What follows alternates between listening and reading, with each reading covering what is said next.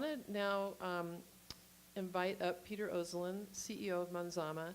Peter has taken the Pubtalk stage almost as many times as I have over the years, but with updates about how Manzama is doing. And tonight we are very excited to welcome him back to do so again. So what have you been up to, Peter?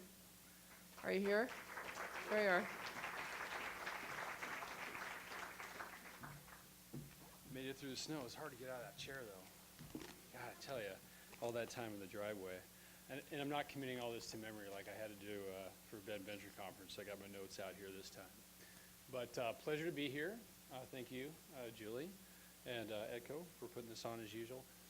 Just out of curiosity, in 2010 for Ben Venture Conference, how many of you, by show of hands, were there?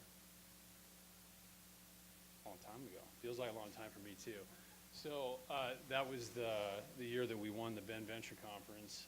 And at that particular time, it's a little bit different than it is these days. I mean, we had 0 revenue and 0 customers. I don't think that you can win the Ben Venture Conference anymore with that sort of a profile going into it. So I felt very fortunate to be able to participate in that year because we probably wouldn't have won.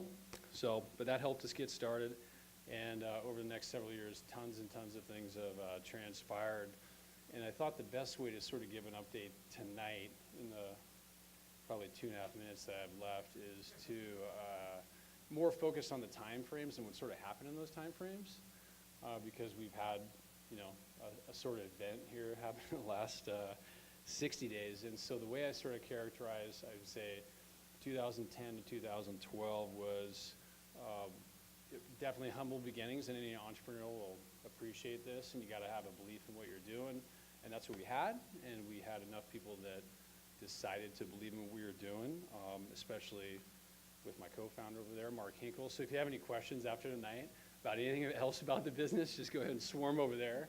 You can corner him, and he'll be happy to answer those. But I certainly couldn't have gotten here without him and all the great employees that have been behind Ben, or behind Manzama from the start.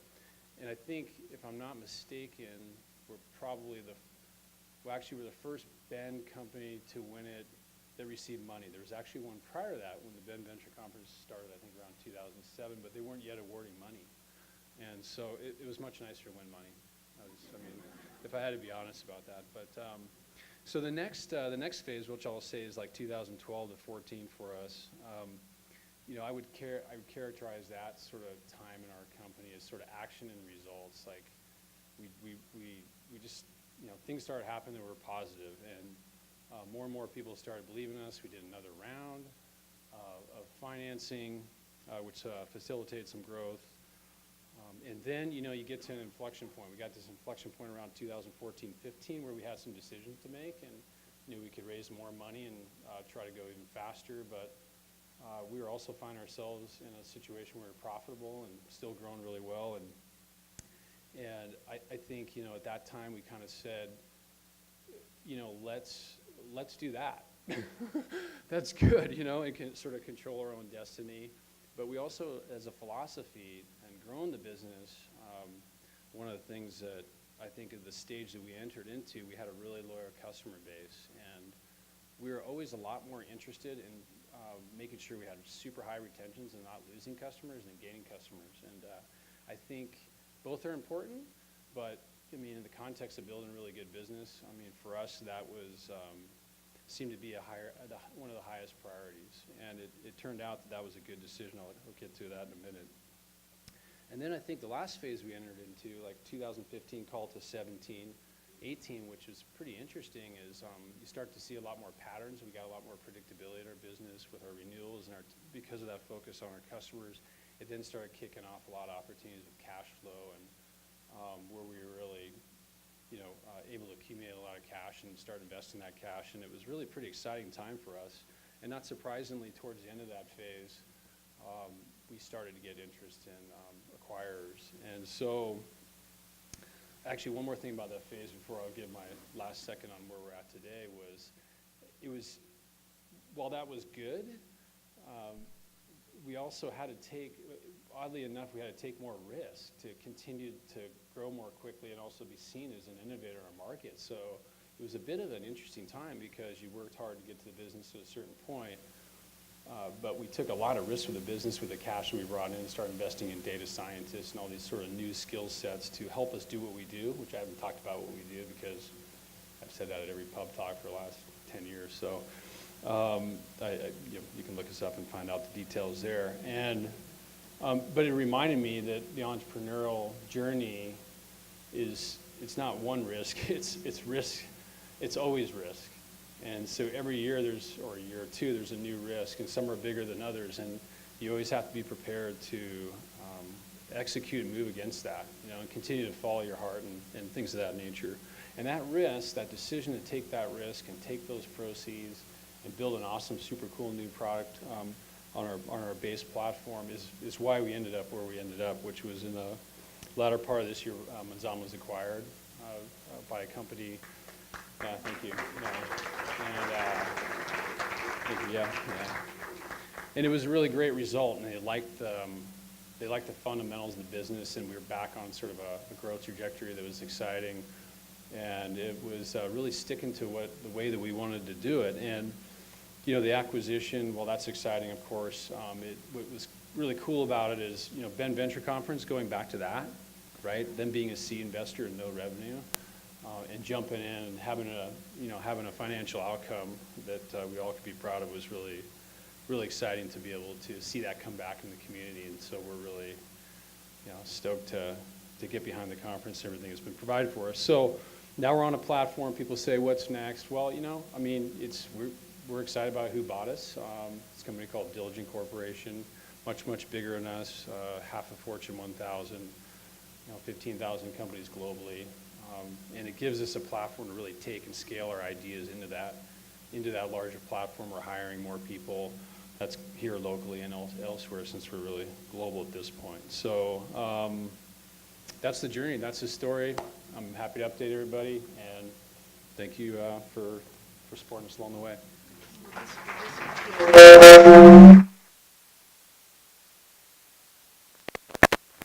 So we're gonna do some. Can you hear me?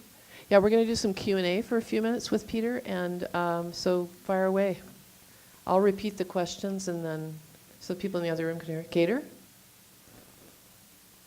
So Peter, Peter. completely off the wall here without Bruce's approval, but on behalf of the Ben Venture Conference LLC 2010, thanks for giving us back our money with a bunch more. We really appreciate it. Yeah, thank you, Peter. Well, one second, that wasn't a question, but I appreciate that, and I would be remiss to take any or some of the credit, but frankly, it's just about the people that you bring into the company that believe in your mission, and that's why we had the result that we had. And so hopefully some are watching through live streaming and everything like that, of that nature, because maintaining those people and how they worked with our customers really created that sort of stickiness I was talking about before. But thank you, I appreciate that, and it's great to have that result. Yeah, awesome. Is someone calling in for Peter? Can you turn your phone ringer off? Oh, it's a jacket in the corner. Oh, okay, awesome. Aaron? Does this mean you get to play more volleyball now? Yeah, I'm not thinking volleyball right now because I'm thinking slopes more than anything, and I did find a window to sneak up there, given all the snow that we had. But honestly, short term, we're on a sort of path with these folks for we're incentivized to be there for a couple of years, help the transition, and it's pretty exciting. I actually want to be part of this chapter. If it was. It feels like a soft landing, and so for an entrepreneur, as people say, it's sort of your baby, or in this case, Mark and I's baby, my co-founder, and you sort of nurture it along the way. But someone asked me that tonight, and I said, your baby needs to grow up too. Your baby can't stay home for, so it's okay. But I'd rather have it go this way than like all of a sudden be on a beach, like twiddling my thumbs, saying, oh, I wonder how my team's doing. So. But long and the short, Aaron, at some point, yeah, there'll be time for more volleyball. The problem is my jump is going down back when I started Ben Venture Conference would have better time to pursue a career. What was the most So there are a lot of people here that are building businesses that are thinking they're going to scale. They like to scale, and they'd like to have some sort of financial realization from the process. So what was the most challenging thing that you faced, and what are like one or two things that you would pass along to entrepreneurs that are maybe just slightly behind in the development of their companies? Yeah, I think there was two questions in there. Yeah, but yeah, okay. I always cheat. No, I think Just a little bit closer to you so people can hear you. okay, I'm sorry, yeah. I think the thing that I always would sort of encourage entrepreneurs to do is sort of remember the name of the game if you're taking investment is to have an ROI, right? It's not to raise more money necessarily. I mean, that's great too, if that helps, if you feel like that's gonna accelerate your business, but the more that you raise, the more you have to sell the company for. So, generally speaking, and there's a lot of good businesses that never get acquired because the cap table doesn't line up, and not everybody's incentivized the same way. And so as a result of that, you have to sort of really recognize like what's happening with your business and test markets and things of that nature. And if you catch fire, if you're the next Twitter or whatever, then you should be going for it 100%. Like there's no reason to hold back. But I think those are very calculated decisions because once you go down that path, there's no unwinding that. And I've been down, this is my first startup, I've been down that path with some really good products and people, but it was very difficult to unwind when the execution didn't follow. So for Mark and I, we were really thoughtful about the timing of when we decided to do those things because, by virtue of raising less, we had we had a good financial outcome for people, but if I'd raised twice as much, it had to be a pretty big sale. So that's the balance that is hard to strike because you do need money a lot of times, especially in technology, especially if you're dealing with bigger competitors. And I would definitely give that advice as one thing to consider. What was the other question? No, that's good. Okay. What was hard? What was hard? Oh, what was hard? Oh, man.